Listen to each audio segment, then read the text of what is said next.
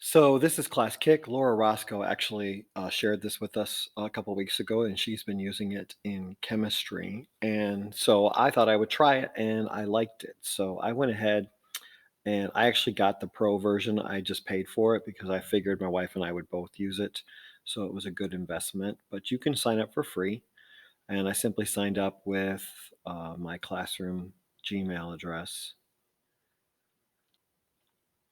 And as you can see, I've created some assignments. Very easy to do. Just click over here. You can create an assignment from their assessment library or create from a file. I always just start with a new blank assignment. Okay. So let me go into, and then you just get these slides. But let me show you how this works. I go back. So here is an assignment that I've been, oops, sorry, this one.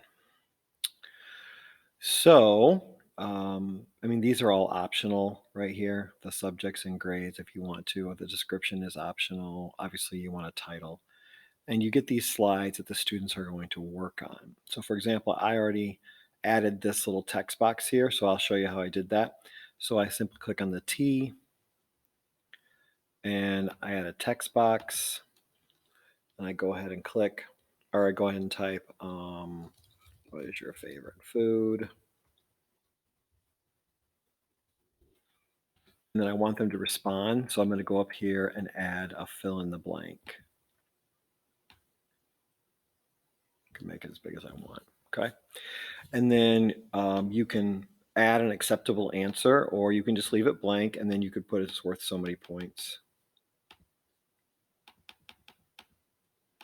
Okay. And that's going to make it live so it works. All right. And then on slide 2, the great thing is you can add PDF documents as in background. So, for example, if you wanted a compare and contrast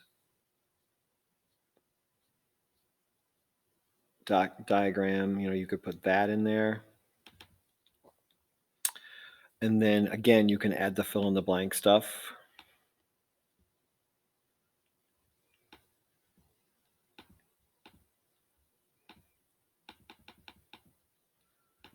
Same thing here. Or if you wanted to put something in there because it's blank, you could actually write a text box and you could, whatever you're going to put there. Okay.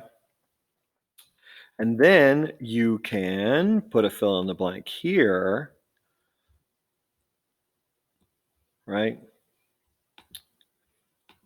I always found that if I add the points for, I think it makes it work better. And then they can type directly in there. Okay. And then you can always add more slides simply by going back and then just clicking and adding a slide. The one thing that I like about this is, for example, I did something similar. I just did something recently with my students regarding the stage and had them label the stage directions. So again, added the fill in the blank there, right? And then here you can actually put the acceptable answer, right? Which would be up, stage, right. And then that way, when they type it in, they need to type it in exactly that correctly. Okay. So there's a lot of stuff you can do. You can use existing Word documents. Just make sure you save them as PDFs, upload them, and then you could put the fill in the blank next to the question or response that you made. So, and there's a lot of simple things that you can do with it too. I do like the whole manipulative thing, which is pretty cool. I know it was probably written or designed more for younger students, but high school, sometimes it is like kindergarten. So I'm going to add a couple of, I'll put one more in. So it's this right here. And you select a file. It's an image that you're selecting. Yep, that's the one. And I'm going to add it to the question. And then I click on it. would give me the handlebars so that I can manipulate it. And then once I'm done, I go back. See how it's saved automatically? I go back and then I assign it to the class. So you do have to create a roster. And basically, you're just creating a roster to assign it to. And so I created a wellness roster just for practice. And then it automatically creates a link. And then I add that link to my Schoology assignments right here. And then the kids just click on that. So that when they click on it, it's going to take them to this. And then they're simply going to put in their name. And I go ahead and have them because I paid extra, then they can log in and create a portfolio. But if you're just doing this, like Laura said, she just gives them the link. They put their name in it and they click continue. And then the slide should load. Let's hope. Sometimes it takes a little while. For some reason, it says the internet's not connected, and then all of a sudden it's like, got it, and it loads. So I haven't figured this out yet of why this takes so long. Because sometimes it happens like that, and then sometimes it does this. So this is probably a good thing to do to assign to homework.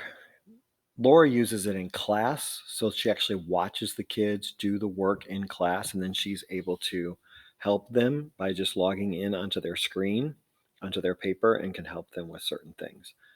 All right. So as you can see, um, I filled this one in earlier, but like, what's my favorite food? And I'm going to put enchiladas, oops, with mole. And I go to slide number 2, and then I can fill in the title here, compare, and then I type in here, and I can type in here, and then I go to slide 3, and again I can type in here because I was given so I would put up stage right. Okay, I could put up stage left,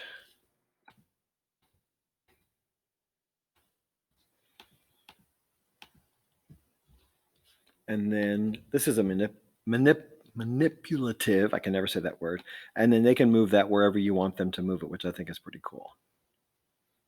Yeah, here's another one. So I like that a lot. So that's ClassKick.